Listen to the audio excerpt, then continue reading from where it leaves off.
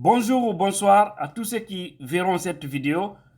Voilà, il y a de cela quelques jours, j'ai eu à faire des vidéos concernant certains de nos compatriotes du côté du Qatar, c'est en Asie, où j'ai signalé les conditions de vie de certains de nos compatriotes qui m'ont contacté en privé, qui m'ont vraiment donné leurs conditions de vie qui n'étaient vraiment pas honorables.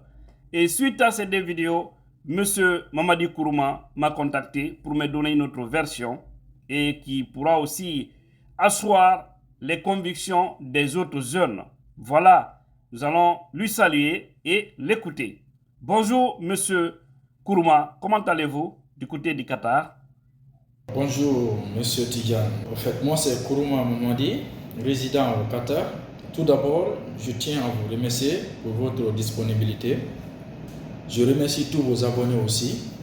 Je remercie particulièrement Monsieur Suleiman Diallo, du côté des États-Unis, sans qui cette interview n'aurait pas lieu.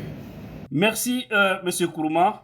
Et voilà, nous allons essayer de comprendre avec vous quelle est la véracité des choses du côté du Qatar concernant cette affaire du business de visa, des gens qui prennent nos compatriotes en Afrique pour les envoyer là. Et vous vivez dans ce pays il y a de cela des années. Dites-nous tout pour que les gens puissent comprendre. C'est tous ceux qui ont le rêve du Qatar.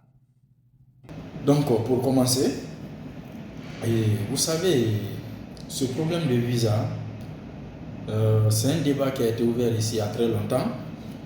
Dès l'arrivée de notre consulat, je pense bien il y a de cela 4 ans. Donc,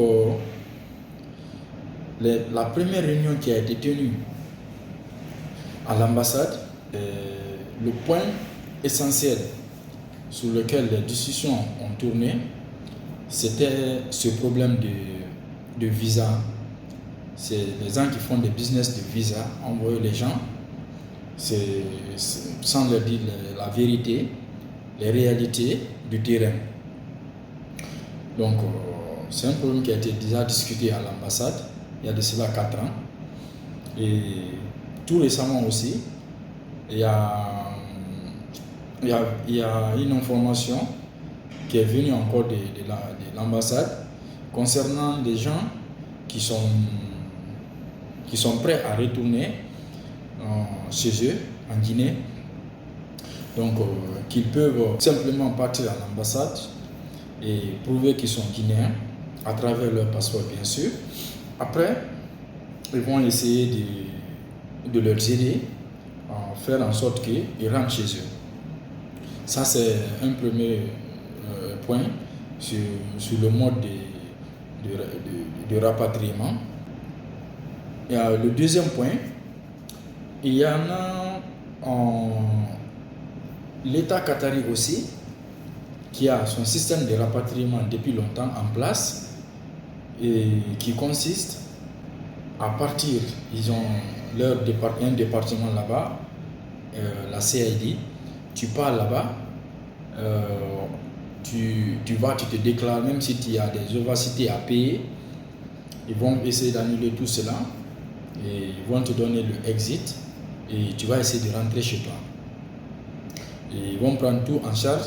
Ça, c'était avant.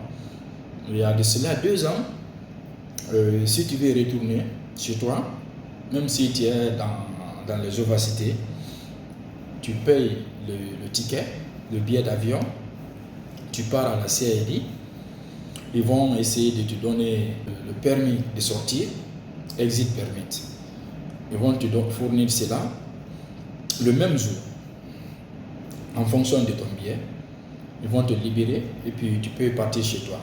C'est pour dire que ce n'est pas parce que les Guinéens sont enfermés ou bien ils sont maltraités ou bien n'importe quelle nature de maltraitance, je pense bien, personne ne vit cela.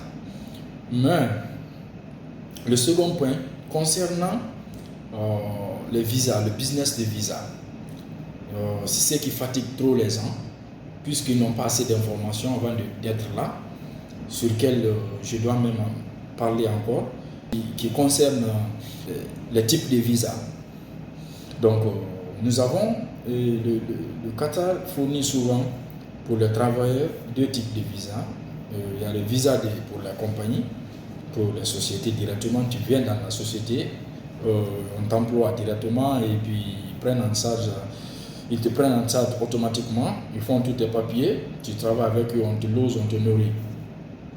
Et le second visa est toujours un visa de travail, et c'est le free visa. Donc, ça aussi, ils sont sponsorisés par les Qataris. Vous voyez, mais il y a des intermédiaires qui ouvrent les offices,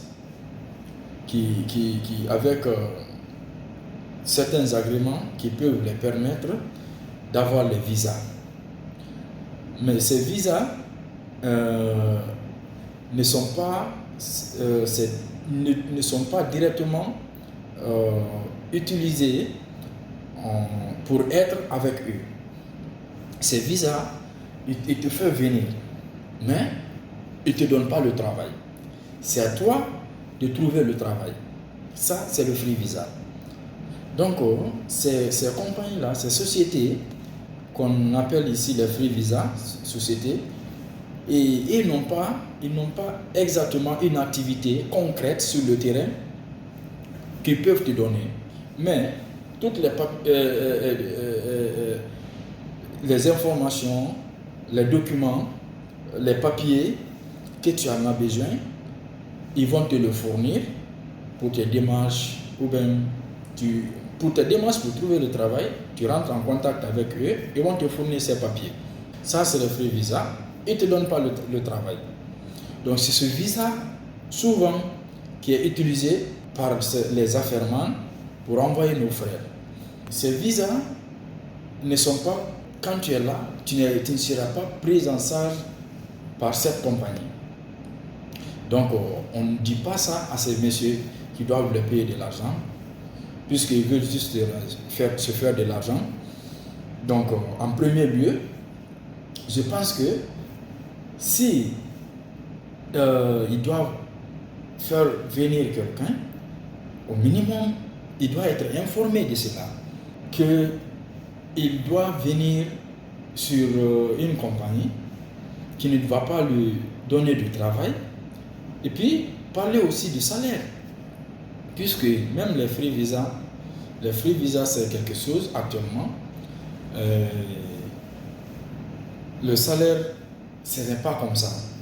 Parce que vous voyez, vous pouvez voir le salaire qu'on dit aux gens là-bas, dire que 2000, 3000, c'est pas vrai, c'est pas du tout vrai. Donc, en réalité, les salaires, c'est dans les environs de 600, 700 dollars. Donc, qu'ils arrêtent de mentir aux gens, de prendre l'argent des gens pour les faire venir sans pourtant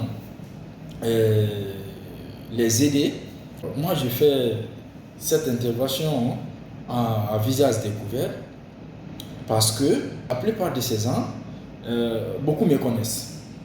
Beaucoup me connaissent et donc je n'ai pas besoin de me cacher pour venir parler de cela.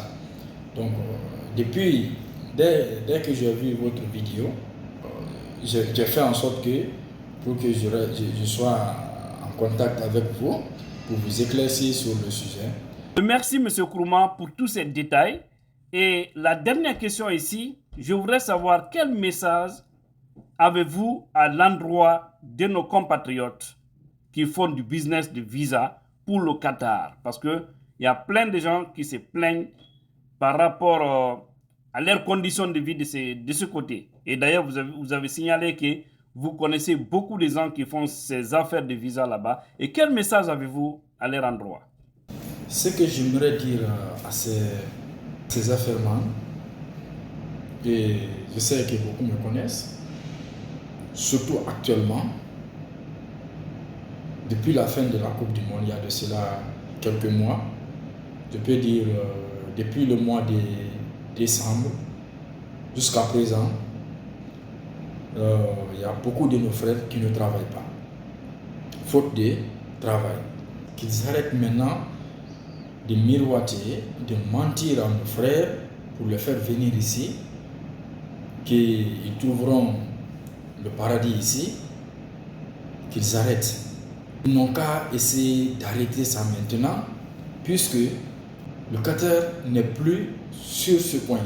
Cette crise du travail, ce n'est pas seulement les Africains, même les Asiatiques qui sont là avec nous, les anglophones qui sont là avec nous, les Guinéens, beaucoup souffrent actuellement, faute de travail, depuis après la Coupe du Monde.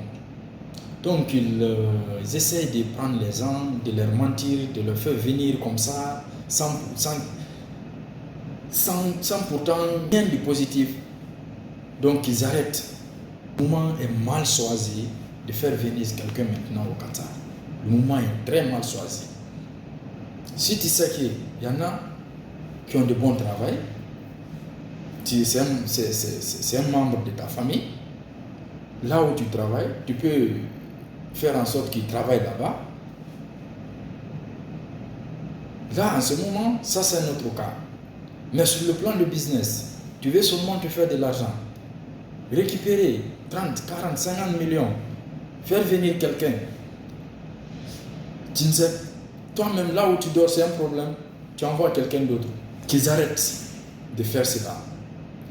Le moment est très, très, très, très mal choisi. Depuis la Coupe du Monde, les Népalais, les Bangladesh, les Indiens, les Pakistanais, tout le monde se plaint pour le problème du travail. Tout le monde. Et voilà, c'est là où nous allons remercier notre invité et nous arrivons au terme de cette vidéo semi-live et j'espère bien que le message a été bien perçu. Ceux qui ont le rêve du Qatar, voilà une autre réalité. Donc ce n'est pas un pays où vous pouvez aller chercher de l'argent comme vous pouvez le faire soit en Europe ou en Amérique. Faites beaucoup attention avant de mettre pied là-bas. Cherchez d'abord sur quelle base vous partez dans ces pays. Et j'espère que les affairements aussi ont bien compris. Arrêtez de vendre du rêve inutile à nos compatriotes qui sont en Guinée, qui rêvent aller chercher leur dorado ailleurs. Parce que chez nous, on a tout, mais on n'a aussi rien. Mais qu'à la chance cette donne afin que les Guinéens puissent rester en place et travailler dignement, loyalement, sans aucun problème. Merci.